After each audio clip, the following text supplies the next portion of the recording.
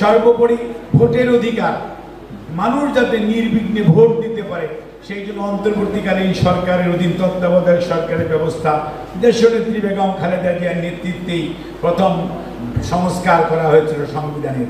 কাজেই বিএনপিকে সংস্কার শিখাবেন কি?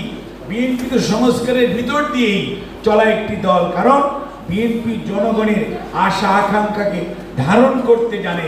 বিএনপি আগামী দিন চিন্তা করে দেখি এই আগামীর ভবিষ্যৎ, বাংলাদেশের আগামী ভবিষ্যৎ যেই নতুন প্রজন্ম, সেই প্রজন্মের ধারণাকে গ্রহণ করতে পারে দেখি বিএনপি কিন্তু সব সময় পরিবর্তনের সাথে তাল মিলিয়ে চলে।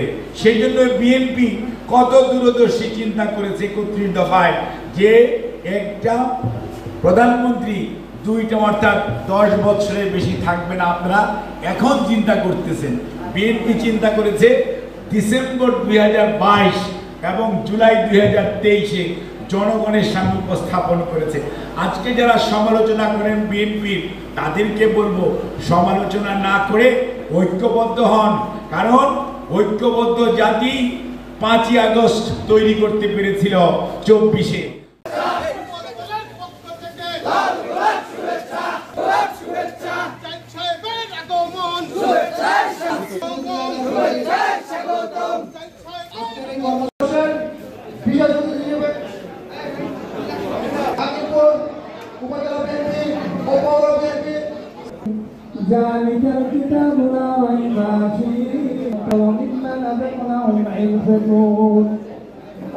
আনোয়ারুল ইসলাম বাবু এই পর্যায়ে কৃষিবিদ আনোয়ারুল ইসলাম বাবু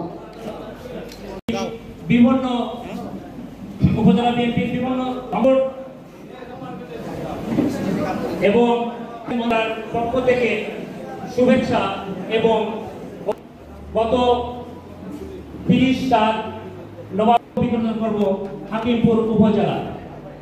এই হাকিমপুরে মোট 3টি ইউনিয়ন এবং একটি উপকারভোগী যারা গাছ লাগাবে তাদের মাঝে বিতরণ করবে। এই প্রোগ্রামটা শুরু করতে আমাদের আসতে একটু দেরি হয়েছে, তো তারপরে 2টা ভ্যান আমরা উদ্বোধন করব।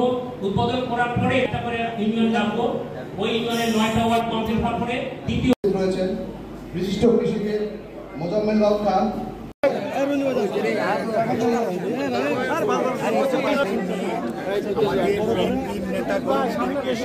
শ্রমিক দল, কৃষক দল সবাইকে নিয়ে ভাগ করে